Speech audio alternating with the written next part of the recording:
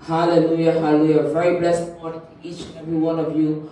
Welcome, welcome, welcome. I thank God for sparing your life and my life so that we can be in the presence of God once again. So I thank God for this goodness. I thank God for your mercy and grace. We thank God for this new era in which we are embracing the goodness of God. Father, I pray that we will transform us. We will allow the Holy Spirit to transform us. Oh God, we pray for the nations of the earth, oh God, that your people in the length and breadth of the earth will understand that this is a season to seek your face. This is a season, oh God, for in the dwelling spirit of God to bring conviction to us. That we, oh God, can allow ourselves to become more like image and likeness of God. That under the new covenant, oh God, we will indeed, oh God, become the habitation of God. So Father, right now, I bring myself and the word to you, and it says, God, may you minister to your people in a mighty way. May this word impact our lives.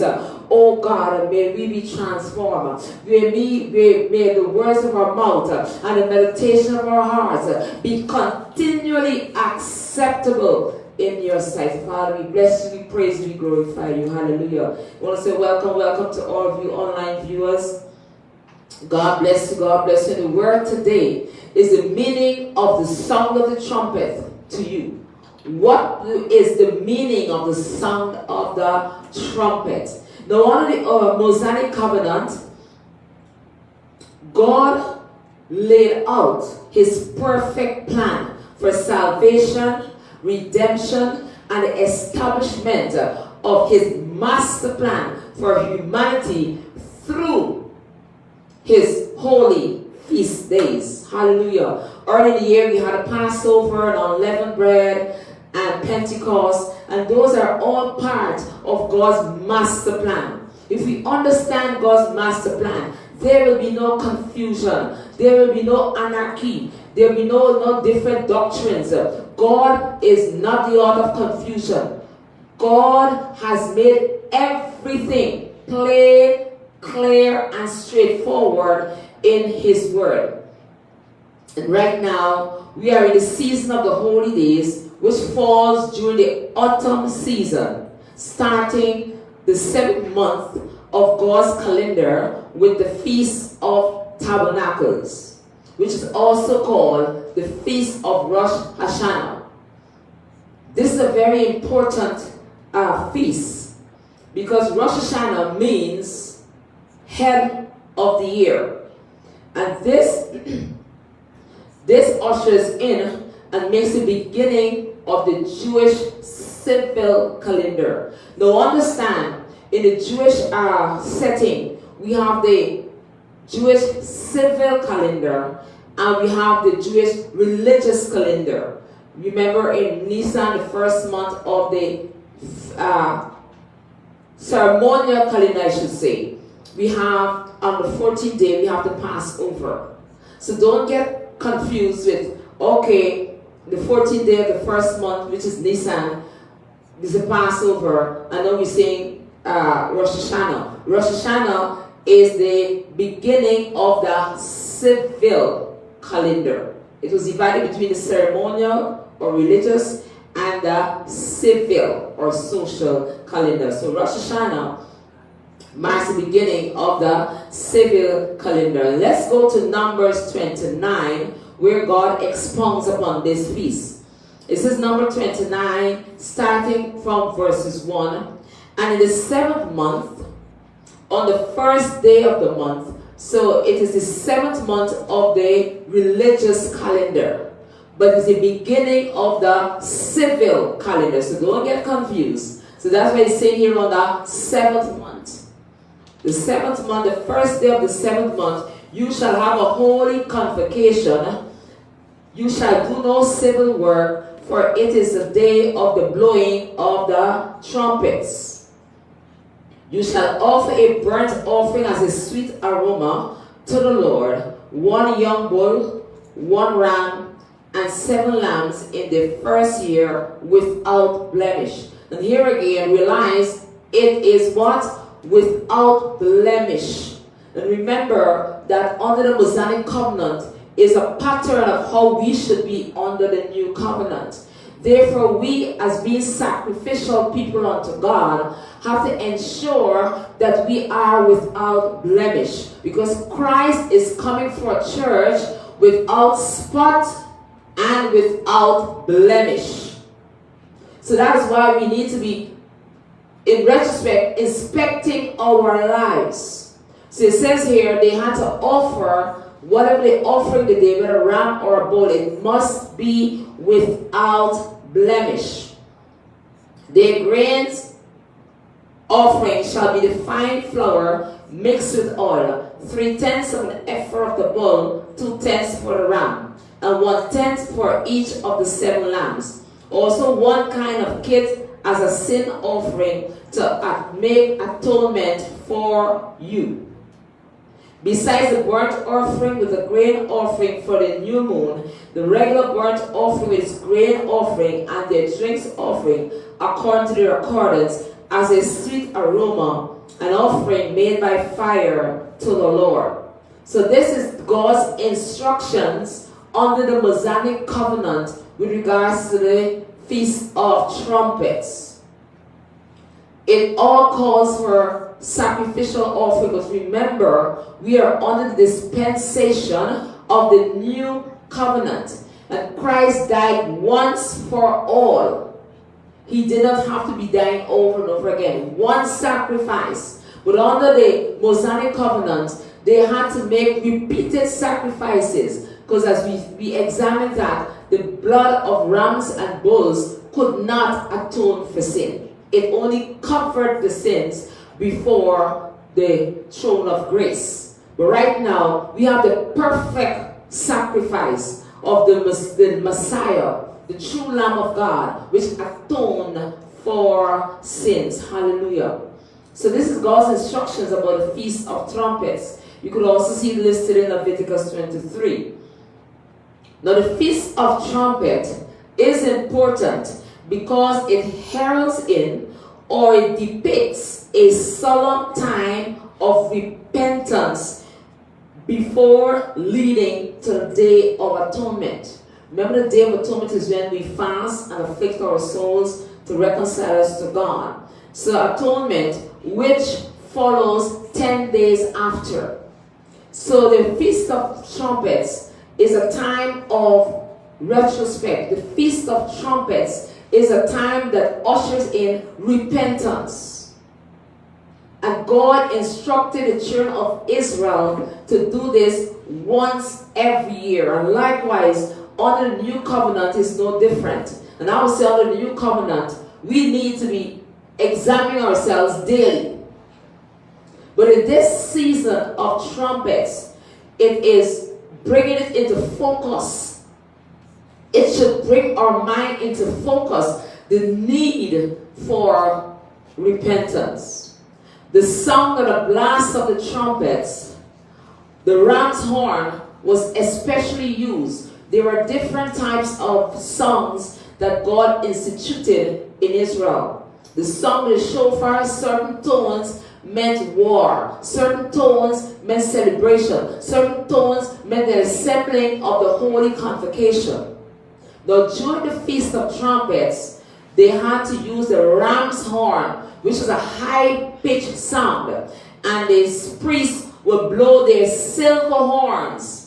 And this meant to Israel, and it should mean to us today, that it is a call for deep introspection. Introspection means self-examination of one's spiritual, mental, and emotional process or state. I'll say that again. The blowing of the horn, the Feast of Trumpets, signals to us a time for deep, and not just the casual, oh yes, no, deep introspection, which means self-examination of one's spiritual, mental, and emotional state or process, and the required repentance. So the Feast of Trumpets is significant. It helps us to take our spiritual temperature, to know where we are, not to take things for granted. Paul says, take heed lest you fall. Because human nature could be so deceptive that you think you're sitting okay. None of us are okay. We all need deep. And as I said, the Feast of Trumpets focuses our minds upon that. But this should be our daily posture before God. Analyzing ourselves and ensure, because you will be surprised at the things you will do that is in your heart that you don't even know until our circumstances reveal it. We shouldn't wait for circumstances to reveal it. We should be doing that introspection very often. This Feast of Trumpets also points towards and remind us of the future day of judgment. You know, nobody wants to talk about the day of judgment. This kind of message is taboo now. You only want to hear about prosperity and how much money I'm going to get and the material things. But what about your soul? The Word of God says, what will it profit a man to gain the whole world but suffer the loss of his own soul, to be separated eternally from your Savior? The church is in a mess today because nobody is preaching about these things. But the Feast of Trumpets brings our attention to this. Let's go to Joel, the 2nd chapter. Joel 2, starting in verses 1, and hear what Joel tells us. It says, blow the trumpet in Zion, and sound an alarm in my holy mountain. Let all the inhabitants of the land tremble, for the day of the Lord is coming, for it is at hand. The day of judgment, the day of the Lord is coming. Whether you are prepared or not, whether you know it or not, whether the pastor told you about it or not, doesn't matter. It is in God's program and calendar, and it is coming. Ready or not. You know, as a child we play hide and seek. And you know when the person ready to find, they say, ready or not, here I come. Ready or not, God's judgment day will come. Let's go to 2 Corinthians 5. For those of you who say, oh, that is Old Testament, let us hear what the New Testament has to tell us. 2 Corinthians verses 5. 2 Corinthians chapter 5 verses 10 tells us this. For we must all appear before the judgment seat of Christ, that each one may receive the thing done in the body in this life, according to what he has done, whether good or bad. So there is a day of reckoning. You know, people feel that they can live their lives anyhow, do anything, say anything, behave anyhow, and it's okay. It is not okay. Because you will give an account for every word and every action that you take in this life. It is time, people of God, for us to wake up. I think Isaiah said, they will tell you peace, peace, and then sudden destruction. And that's what's happening. You hear peace, peace. Oh, just enjoy your life. Have a good time. Nobody is warning the church and the people of God to take heed to your actions. Maybe that's why we see so much craziness happening in the church. Because people feel that you can do whatever, whenever, however, it is fine. But you will give an account. And that's what the Feast of Trumpets reminds us. God reminded the children of Israel every single year about the judgment that will come. Not might come, maybe, It's appointed to God, and it will come. The day, the Feast of Trumpets, the blowing of trumpets, also reminds us of the return of the great and awesome King, King Jesus. Let's go to 1 Corinthians, the 15th chapter. And we pick it up in verses 5 to 1. And here's what it says. It says, "Behold, I tell you a mystery. We shall not all sleep or die, but we shall all be changed. In a moment, in the twinkling of an eye, or suddenly, at the what? Last trumpet." The Feast of Trumpets is signaling to us, bringing us back to remembrance that there is a time of judgment and there is a day when King Jesus will return. When he left the disciples, he told them, he says, "I shall return in like manner upon the same mountain." His feet will touch the Mount of Olives. Are you ready? And I'm not talking if you're rich or you're educated, or are you ready spiritually for this day? It says, "For the trumpet will sound, and the dead will be raised incorruptible, and we shall be changed. For this corruption, this mortal body, must put on incorruption or immortality. And this mortal must put on immortality. So when this corruptible has put on incorruption, and this mortal has put on immortality, then shall be brought to pass the saying which is written, death is swallowed up in victory." So the Feast of Trumpets bring these things into our focus. So you understand you can't live life anyhow and as you like. There is a time that you will give account on the great white throne judgment. That's why if you understand the feast days, the plan of salvation, there'll be no confusion. I've heard so many different doctrines on the day of the Lord and return, all that it makes my head spin. I thank God for the word of God. Look to the word. God is not the author of confusion. And what is important to God, what is important in the plan of God, God leaves no room for confusion. Man are confused because they want to do their own thing, say their own thing, and present their own thing. But if you want to follow God's words, there is no confusion. And the Feast of Trumpets reminds us, brings us into our focus about these things. The sound of the trumpet will be a warning to heaven and earth, and will proceed and announce the judgment of the Lord just before they begin. Revelation, the 8th chapter to the 9th chapter, which I will not go through, for your own private study, go through and you'll see before every seal is open, you hear the sound of the trumpets. So the Feast of Trumpet reminds us of what is to come.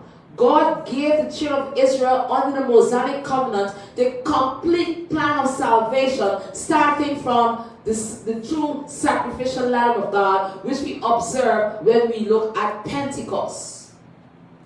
And it comes right through, and all the feast days goes out to the last feast day, which is the great white throne judgment. The sound of the trumpet is not only a call for sinners to repent and to seek the forgiveness of God, to seek the Lord before it's too late. So the sound of the trumpet is for sinners. That's why before every plague is released, the trumpet will sound. But you know what? People will hear the trumpet, but they still don't know what it means. Because who is proclaiming it? How many of God's servants are proclaiming about the sound of the trumpet? The sound of the trumpet will be to sinners their last opportunity to repent and seek God before it's too late. But the sound of the trumpet, the call of the trumpet, is not only to sinners, but it's also to each and every one of us to do deep examination of our hearts, our motives, and our spiritual walk with God. Do you really love God? Do you really fear God? Do you really respect and honor God? Only you can answer that. But this is a season for us to take deep introspection, deep examination of the innermost being. Because sometimes you see things come out to you and you yourself like, I don't even know that was in me. We must come to the point and we should strive each day to come for perfection, because Christ is coming for a church without spot or wrinkle. Just as the offering, we read in Numbers 29 just now, the offerings had to be without blemish. We are living offerings, living sacrifices unto God. But is your sacrifice with blemish? Is your sacrifice with spots? Is your sacrifice with wrinkles? This is the season that we need to examine our lives. And most of all, what is your true relationship with God? Are you a person that is totally committed? And are you sacrificial? Christ says, I am about my master's business. But whose business are we about? What do we put before God? Do we do things because it's convenient for us to do it? Or when it's time for a sacrifice, do we go all out for the things of God? Only you can answer that. But this is time we need to go deep. The Feast of Trumpet is calling us as we go towards, we have 10 days from now to the day of Atonement. It's time that we need to be searching deep within. This year, Monday is the day of a Feast of Trumpets.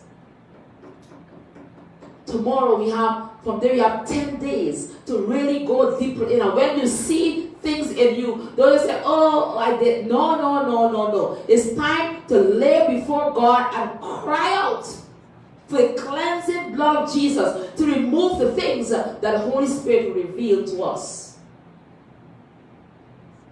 Are we totally committed, sacrificial? Are we giving our all? Or are we just moving on the surface? Just doing enough to appear to be in God, and we're not going deep? Are you want to promote the things of God? Or can the enemy use you at any time to destroy the work of God and the people of God? These are things we got to go deep within. Generational curses you may see coming up again. What are you going to do? Just smile? Or just leave it like that? No, it's time to go deep and to cry out to God. And this is the season God has set aside for such deep repentance. Which means there will be a special anointing to deal with issues in our lives. 10 days from the day of trumpet to the day of atonement. And for those of you who are listening for the first time, and those of you who have not been following this ministry, the day of atonement is the day when we fast completely. This year it falls on the 5th of October. We fast from the 4th right to the 5th. Not a drop of water, nothing. Total and absolute fast. After we have done 10 days of introspection, 10 days of examining ourselves, then we go all out on that day and seek the face of God. Well, I must say at this time, if you have a medical condition, I would advise you to consult your doctor before you do that. But for those who don't have a medical condition, even if you do a partial fast, a 12-hour, some part of it, or you miss maybe a breakfast, or you miss a dinner or something, do some part, make some sacrifice in this season. Let's see what 1 Corinthians 10:12 tells us. 1 Corinthians, the 10th chapter, verses 12. Then I pray that this will be help some of you and strengthen your walk with God. I know some of you say, Pastor, you speak very strongly. Yes, because the Holy Spirit is passionate about this. I'm just the vessel. If you get vexed, please don't throw the stones this way. Throw them upward, because I'm only the mouthpiece. Like how this microphone is my mouthpiece, I'm just a mouthpiece for the Holy Spirit. But if we take heed, if we listen to the word of God, our lives will be transformed. 1 Corinthians, the 10th chapter, verses 12, tells us this. Paul says, therefore, let him who thinks he stands take heed, lest he fall. Amplify says, therefore, let everyone who thinks he stands, who feels sure that he has a steadfast mind and is standing firm, take heed, lest he fall into sin. When the enemy comes and whispers to you through people, whatever, how do you react? Do you fall like a ton of bricks for it?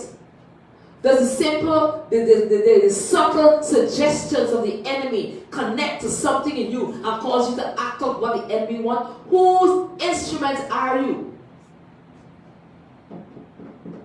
And listen, this doesn't have your position. I have seen the enemy use pastors to attack me. Pastors, I'm talking about people who's supposed to be there. So no one is exempted. Just as how God is no respecter of persons, the devil is no respecter of persons either. But when the devil wants his agenda done, you and I, as covenant people under the new covenant, should not be his instruments. We should be totally, completely, and fully the instruments of God.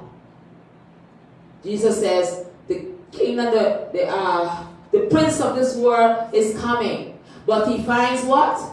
Nothing in me. And we must be striving to become image and likeness of Christ. As a matter of fact, some part of Scripture says we must be imitators of God. You know what's an imitator? You do exactly what the person wants you to do. Whatever God does, whatever Christ does, we must do exactly the same thing. We must become what? Imitators. So the Feast of Trumpet, this feast pushes us to examine ourselves, as I said, deeply.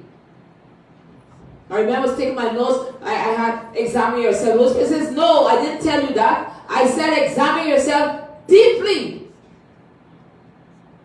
Because most times we do a superficial thing. Deeply. The Feast of Trumpets is a very important season. It begins 10 days of examination, 10 days of looking at our hearts, the things we have done, the things we have said, the actions we've taken, 10 days to examine against the Word of God and against the image of God. Were we God-like or were we devil-like? Whose instrument were we? And I pray in this season that you will go deep, because we are in a new era and you can't bring the old things into a new era. We need to be changed and transformed. And last night I was blown away when God says, you know, the feast is Monday, you gotta do this message. And I was like, oh wow, that's why God ushered a new era now. Because to go in this new era, to get all we need from this era, we need to go deep within. I'm always so flabbergasted and amazed at how God works. So let us ensure a few things in this season as we embrace the Feast of Trumpets. As I said, it will be Monday, tomorrow. Is the Feast of Trumpets, the 26th, starting from this evening, but we will not have special prayer. I just allow people to pray in their homes. But when you pray, understand that we're going deep, searching ourselves. Don't examine anybody else. Examine your own lives. So as we embrace the season until we get to atonement, let us keep certain things in mind. Romans, the 12th chapter, verses 2 tells us, and do not be conformed to this world or this age, fashioned after and adopted to its external, superficial customs, but be transformed, be changed by the entire renewal of your mind, by its new ideas and its new attitudes, so that you may prove for yourself what is the good and acceptable and perfect will of God, even the things which is good and acceptable and perfect in God's sight for you. So one of the things we need to ensure is that we are allowing the Holy Spirit to transform us from the inside out. That is our hearts. And under the new covenant, you understand that transformation begins in the hearts. It's all about our hearts. Whatever comes out from us comes from the heart, or attitude, or thoughts, or actions. All comes from the heart. Secondly, we must ensure that we are becoming new creations in God, as we are instructed to do, as we are commanded to do in 2 Corinthians, the 5th chapter, in verses 10. No. 2 Corinthians 5, verses 17. It says, therefore, if any person is grafted into Christ the Messiah, he is a new creation, a new creature altogether. The old or the previous morals and spiritual condition has passed away. Behold, the flesh has become new. So the second thing we must do in this season is that we must ensure that we are becoming new creations in God. Thirdly, we must ensure that we are allowing ourselves to become the habitation of God. That is, allowing God to dwell in us. And we see that in Ephesians, the 2nd chapter, hallelujah, verses 20 and 2. Ephesians, the 2nd chapter, verses 22, tells us this. Let's start in verses 19. It says, now therefore, verses 19, you are no longer outsiders, exiles, migrants, and aliens excluded from the rights of citizenship. We're talking about the citizenship of the kingdom of God under the new covenant. But you are now share citizenship with the saints, God's own people, consecrated and set apart for himself, that's for God, and you belong to God's own household. 20. You are built upon the foundation of the apostles and the prophets, with Christ Jesus himself being the cornerstone. In him, the whole structure is joined, bonded, welded together harmoniously, and it continues to rise, grow, increase into a holy temple in the Lord, a sanctuary dedicated, consecrated, and sacred to the presence of the Lord. That is what we must be coming unto God. And you see that the word harmonious? You know, if you look in Proverbs, God says he hates those who cause division. He hates those who are... Why God hates it? Because God is love, harmony, peace. So we must ensure that every action, every thought, every attitude, if you say hurtful words to tear down people, you're not part of God's kingdom. You allow the enemy to use you for his purpose. He comes to kill, he comes to steal, he comes to destroy. God comes to build up. When you're at your lowest and you come to God, he builds you up. There should be no time that somebody's in your presence and the words you say cause them to be defeated. The words you say cause them to get sick. The words you say cause them to be frustrated. It means that you're not executing the kingdom of God's purpose. You're executing another purpose. And it can happen to anybody. As I said, in my life, the devil's used pastors to attack. So I understand that perfectly well. So my worst experiences for me and all my family has been with church people, the saints of God. Never should be. Our best experiences, don't get me wrong, some of the sweetest ones are there too. What I'm saying is, the house of God, the kingdom of God, should only have one kind of experience. That's love, harmony. If you're down and you come in the presence of God, you're lifted up. You're down and a saint see you. The words from their mouth will pick you up and give you strength to go on. Not the opposite. But it's happening. This means we are not guarding our hearts with all diligence. And the Feast of Trumpets is forcing us to ensure, to examine ourselves. Who are you allowing to inhabit you? Ephesians, the 2nd chapter, verses 22, as we continue to read. In him and in fellowship with one another, you yourselves also are being built up into this structure. We are being what? Built up. And we are being built up, and we should be building up those around us. Not tear down. When people think of the house of God, they must want to run to come because I want to be the same. Now when you think of the house of God, it's like, hey, Lord, I got to pray harder to come because of the things I've been told or the words that have been uttered. Should never be. We need to get into ourselves and ensure we kick that devil out of our lives. It says with the rest, to form a fixed abode. We should become what? A fixed abode, a dwelling place of God by and through the Holy Spirit of God.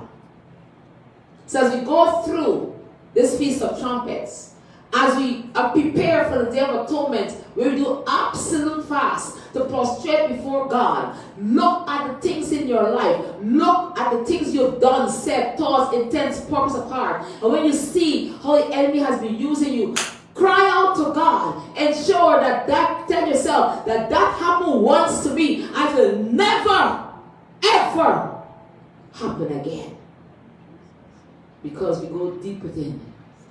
And the other thing, when you find yourself that the enemy has used you in a situation, most Christians I know, they have a front, it's like, I right, I big, and I bad, Repentance, you see, when you cause damage, you have to be humble. You got to be humble to ensure that you can come to God. You must become a dwelling place. As the verse says here, we must become the dwelling place, the fixed abode of God himself. So I pray today that this message will stir you into the right direction. I pray today that when you go through this feast, preparing for on the 5th of October for the Day of Atonement, I pray that we will examine ourselves completely, carefully, and fully. And anything we notice that is not of God, examine your hearts, your intentions, your motives. Ask the Holy Spirit to reveal to you the things in you that the enemy can use that will not represent the kingdom of God. Saints of God, we are all a work in progress. Saints of God, God is making us into a masterpiece. But it is a process, and you have to be humble enough when things have happened to whatever you have to do to make it right, to the wherever, however you made it wrong. You must say, listen, because that is where people go wrong. When things go wrong, they're too big to humble themselves to make it right. Especially when it's happening in the house of God, the saints of God, you got to make it right. Don't let pride rob you. This Feast of Trumpets, it is extremely important and significant because God has declared a new era in the earth. A new era in the spirit realm. We can't bring the old baggages. I pray that in this season, as we lead up 10 days to the Day of Atonement, that we truly examine ourselves. Who you got to call, who you got to go repent. I don't care how you have to make it right to them. Make it right. Your very salvation depends upon it. Because if you have certain things in you, you cannot be the abode and the dwelling place of God. And that is the whole purpose and plan of God. We must be mobile tabernacles, mobile sanctuaries for God. So Father, today, I thank you for your perfect master plan of salvation, redemption, establishment of your kingdom. I pray today, God, starting with myself, that anywhere the enemy has used me outside of your purpose, I repent, God. But in these 7 days of you leading up to the days of atonement, I ask you, Holy Spirit, oh God, to search our hearts. David says, search my heart and see if there's any wicked way within me. And Father, may I have the humility. May we all have the humility. Where we have broken covenants, may we repent of intruding into covenantal situations, God. And Lord, I thank you for the blood of Yeshua. 1 John 1:9 says, if we confess our sins, you are faithful and just to forgive us our sins and to cleanse us from all unrighteousness. And I pray, God, for a deep inner cleansing, God. Every spot, every wrinkle, God. Everything that the enemy has put on us, every mark in the realms of the Spirit, every attitude, every thought pattern, every action. Oh, God, deliver it from us now through the blood of Yeshua.